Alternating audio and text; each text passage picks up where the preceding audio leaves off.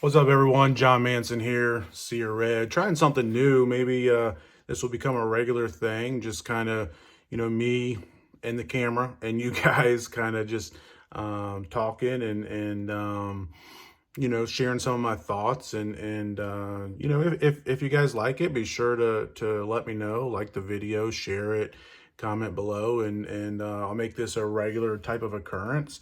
And if not, then hey, no harm, no foul, and we'll just move on to the next thing. But I just thought it might be something cool to do. And, for this first one, just kind of look back at the end of the men's basketball season and then also look ahead to, next year. I mean, starting to rebuild the roster or rebuild, not the right word, but finalize the roster for next year and just kind of see what things will look like next year and where this team could be and likely is headed in the very near future. So I guess I'll just start with, kind of my first thoughts, final wrap up since our last podcast, which was, going into the NCAA tournament game against Oregon. And back then, I said, and I think Nick and Will agreed on the podcast that, we had a good shot. It wasn't, a terrible matchup for us. Obviously, it wasn't going to be easy, but we had to make our shots, and obviously that didn't happen. Right? We came out cold, couldn't make anything. Stuff that we got good looks, things that shots that we normally make that just didn't go in, and that's just the way it goes. And on the flip side, Oregon came out energized, hungry, and hot. I mean, they made their first however many shots, and before you could even look up, it was 18-2. And right as we're all kind of taking a bathroom break or catching our breath from the opening minutes, and I mean, the game was over then. In the moment, of course, me, like many of you are probably thinking, oh, we got a shot. If we can chip this down to under 12 by the under 8 media timeout in the first half, under 8 or under 10 by halftime or something like that. But reality is playing a team as talented and as good as Oregon is, with as many problems as they present for us, that just wasn't realistic. So, it's unfortunate that we had our worst game of the season on that stage. But again, I think Oregon, obviously had a lot to do with that. They were good. They had a good game plan. They took Colin Porter out of the game from the opening tip, face guarding him all 94 feet from the first possession, and forcing us to have someone else generate the offense to get the offense started. And they kind of put us on our heels a little bit. And then, like I said, them making their shots early, had us maybe in our heads a little bit like, can we compete with these guys? And I think we could. It wasn't meant to be that time. I think I said this before on our podcast, I believe it was, before the game. If, it was a 7-game series, I would think we would win a game or two and hopefully get to a game, 5 or 6. And then you just got to make shots to keep the series going and make it go longer. Maybe I look a little foolish saying that now, seeing that we lost by 29, but I still believe that. I think, if we played them 7 times, we're going to win at least 1 or 2. And if we get hot in a given game, we could, maybe make it a 6 or 7 game series. But it wasn't meant to be, ultimately. And that is, it's kind of surprising. That is the worst loss by margin of defeat that Liberty's ever had in the NCAA tournament. I never would have expected that to be the case, especially when you think about the several times we were a 16 seed, going back to 94, 2004, 2013, obviously we were in that first 4 game. You would have thought maybe we had a worse blowout, but I mean, this game was over from the opening jump, really, and we were never competitive. So that's the first time that's happened for us on that stage. But I think for Liberty and where we're at now as a program from the men's basketball side is just keep getting to the tournament, right? I mean, just keep putting yourself in positions to reach the tournament. And, I listened to Will Wade, the new NC State head coach, his press conference earlier this week, and he said something similar was, just keep getting to the tournament. Ultimately, the bracket will break for you here and there. And we saw that happen in 2019, got the 1 win there. And and just keep doing it, man. It's so hard to get to the tournament, right?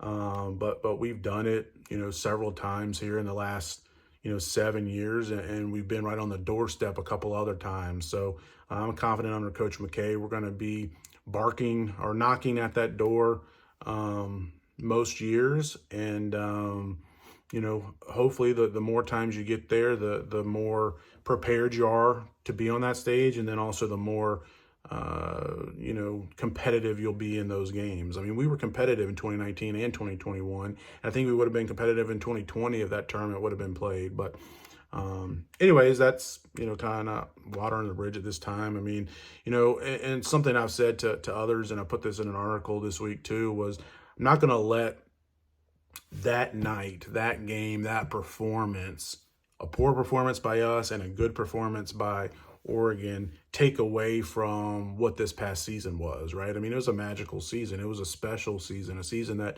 we should remember for a long time as one of the best seasons in school history, certainly in the top 5 and probably in the top 3. And those other ones are in these last 7 years that I've kind of talked about already. But to go and win 28 games in Conference USA overall, but playing in Conference USA, 18 games, going 13-5, winning the regular season and the tournament title. That's impressive, right? It's an accomplishment, a feat to cherish and to not downplay. I mean, it was hard, especially with the loss of Isaiah Enon midway through the season, right at the start of conference play. Kind of got us behind the 8 ball a little bit at 2-3 in conference play, and credit to Coach McKay and his staff and this team for finding a way. Had Xander Yates, like, you can't overstate the impact he had, albeit in some games, he might have played only 7 or 8 minutes, but when he did play, he made huge shots and shot over 40% from 3, and was exactly what the team needed. And everybody else on the team stepped up. Obviously, what Talon Peter did in conference play and into the conference tournament was incredible. And then, we'll always remember Caden Matheny's performance first against Kennesaw State in the Conference USA semifinals, in that amazing comeback when most of us thought we were dead. And then, his overall performance in the conference tournament in Huntsville. And Talon Peter, too, both in the quarterfinal game against UTEP and the championship game against Jacksonville State, he didn't even miss a shot. So incredible performance for them and the entire team, really, offensively, in Huntsville to get the team over the hump, especially coming off of last year. So that was a lot of fun, and again, another week and trip that we should cherish, and it kind of capped off a great season. So it was fun. The week from, that weekend in Huntsville, and then those days leading up to the NCAA tournament are special days and moments, and hopefully you all were able to enjoy them as well, as we kind of look forward to the anticipation of the Flames, our Flames playing in the NCAA tournament and representing our university on that large stage. It's only happened 7 times in school history, over 50 years. So it doesn't happen a lot. So cherish it when we get those opportunities, and hopefully we'll be back there sooner than later. So kind of transitioning now, I want to talk a little bit about the just kind of the roster makeup. I mean, once your season ends in the way college sports is, football and basketball, but basketball specifically, because you only got 15 spots. But once your season ends, it's like a sprint to put your roster together and finalize it. And it seems like so many teams now, you have to remake your roster each and every year. And Liberty was no different last year, right? I mean, we ended up bringing in 5 transfers and I think it was 2 freshmen in Decker and Gibson. So 7 new players to this roster, and credit to Coach McKay and his staff once again for identifying the right pieces to bring in. And could you imagine if we had a healthy Isaiah Enon the entire season? We don't lose 7 games, and maybe we're getting a better seed than a 12 seed. Maybe we're up in the 10 or 11 range, if we were able to win 31, 32 games in the regular season in conference tournament, and maybe get a better matchup in in the NCAA's, but obviously that didn't happen. But credit to the staff for finding the right guys, and to obviously culture is such a big thing for Coach McKay in this program, and he found the right culture fits, and they all came in and bought in together, and put us kind of through a fun ride through this season, non-conference, conference, and then postseason play as well too. It was a fun ride. So now the thing is, can you do it again, right? I mean, Conference USA is not going to be easy. A lot of those teams are kind of getting gutted by the portal right now. You see, like a Lamar Wilkerson for Sam Houston's in the portal, Adrian Woolley for Kennesaw's in the portal. So it's hard to keep your top end talent together, but knock on wood, maybe, the portal's not closed, but so far Coach McKay's been able to keep his guys. I mean, they put out a social media graphic saying that Caden Matheny was coming back, but also Colin Porter and Zach Cleveland were locked in. And, Colin and Zach are two guys that, are going into their fourth year in the program, and you cannot put a dollar amount on the value that is to have those guys that have been around. And it's like having, hear Coach McKay in the season talk about Colin on the floor. It's like having another coach on the floor, and this coming season with Colin and Zach both on the floor again in their fourth year in the program, all conference level performers, guys that have tasted that success at the highest level as far as winning a conference championship, regular season and tournament, and then also getting to the tournament. And I'm sure that tournament game probably leaves a little bit of a sour taste in their mouths, and I'm sure they'll be motivated and ready to go, this off season and going into next season. They're likely last year. You never know with eligibility these days, but in the NCAA, but likely their last year playing their fourth year with the Flames, and last year of college ball probably for them. So looking forward to having them kind of leading the way, and then getting Caden back is huge too, right? I mean, conference tournament MVP, second team all conference performer. So having those three is kind of the anchor of this team moving forward. And then, obviously having, Isaiah Enan returning off an injury, Josh Smith as well, the transfer from Stetson, who had to sit out this year. But those are two 6'9" guys that are long. They got some athleticism. They both can stretch the defense as far as, being able to shoot from range. So you add those two to this team already, and then you got four returning starters, right, with Owen Aquino, as well as those first three I mentioned. So four return starters plus those two. Then you add in a Brett Decker, who's now in his second year in the program, and a guy that we know, he's, they talk about him being a walking bucket now, and we saw it even in the Oregon game. I know it was late, and they had some of their second and third string guys in, but he was able to get to his spots, get the ball in the bucket. So hoping to see continued improvement from him on the defensive side of the ball, and he could be a great complement at 6'3" to Colin and Caden in the backcourt, and also being able to handle the ball. So and then you talk about Owen, Isaiah, Josh, and Zach as kind of your top four, 4 and 5s on the interior. I mean, that's as deep and as talented and as good of a front court as Liberty basketball has ever had.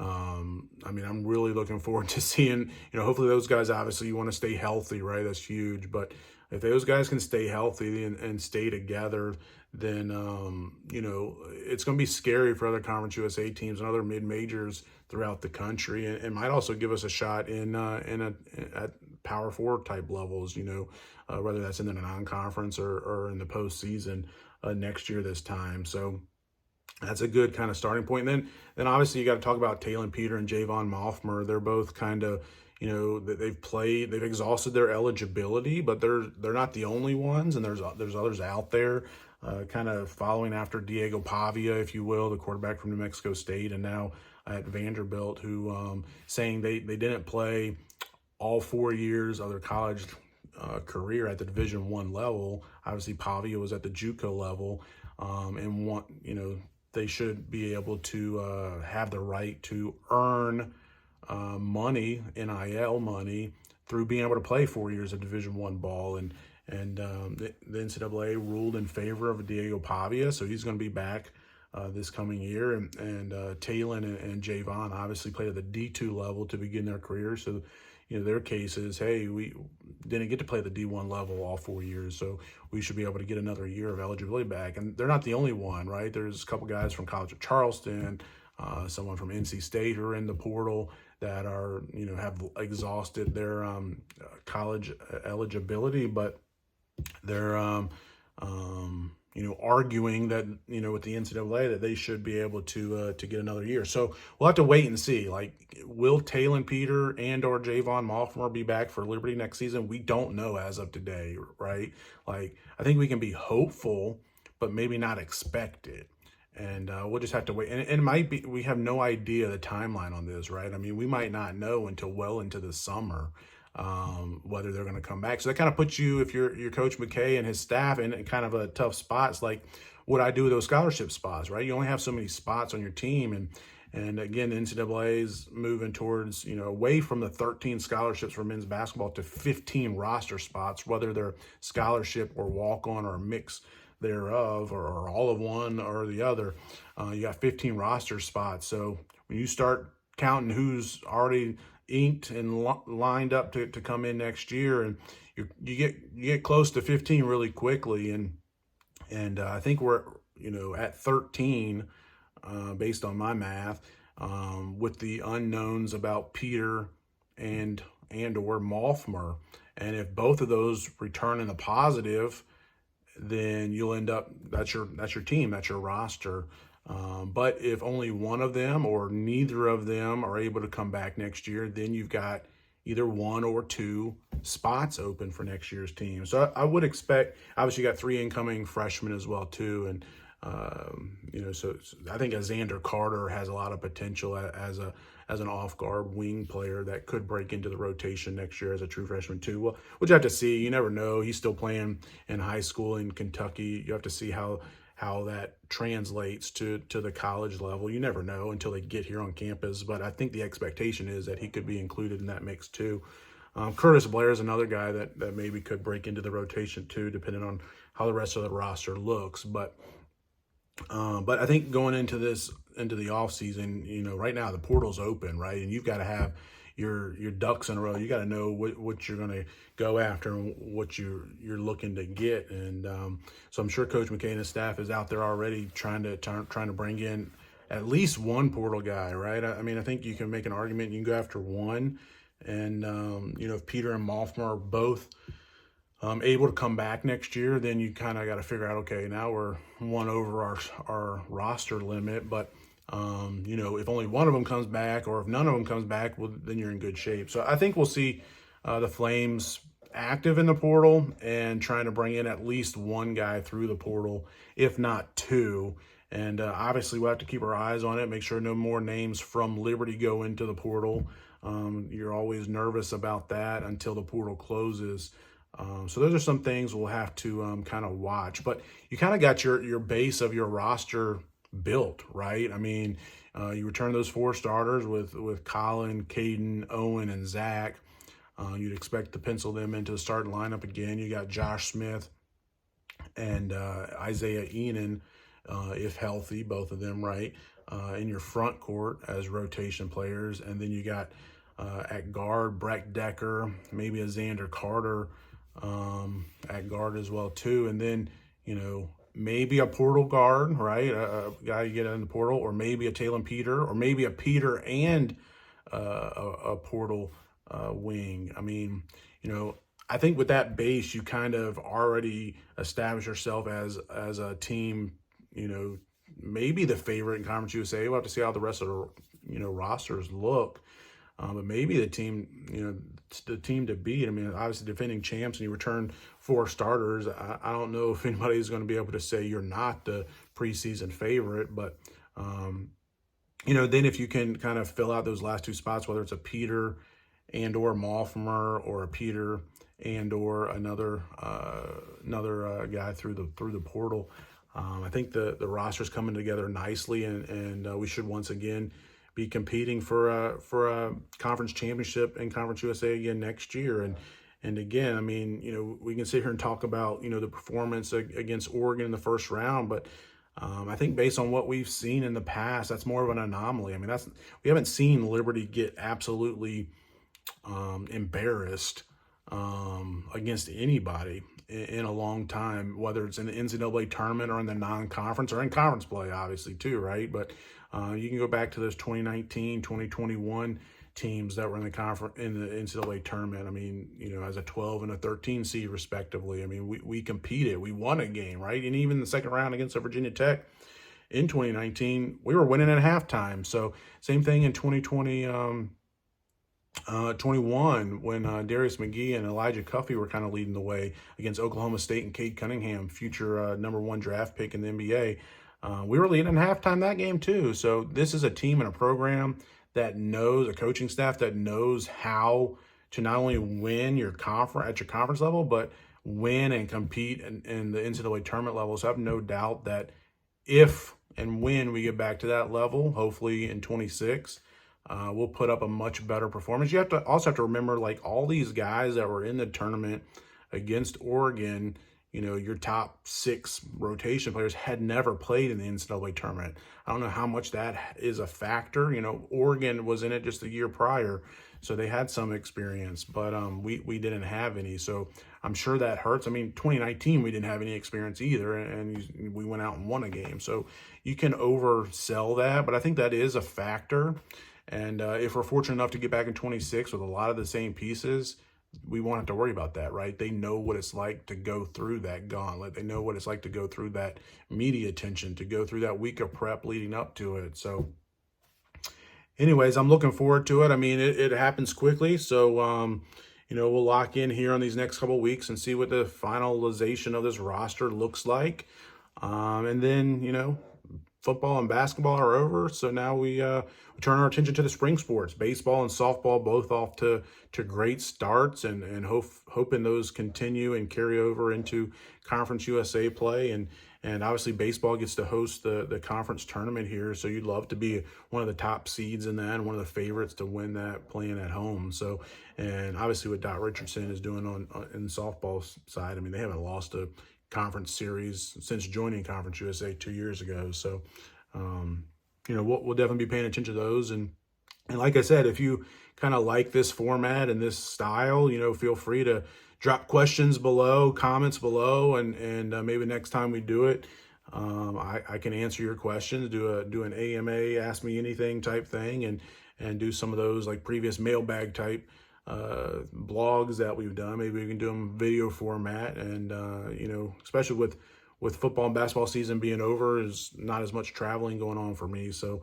I should have time to do these periodically if you guys like them, and if not, hey, that's fine too. So appreciate you guys, and go Flames.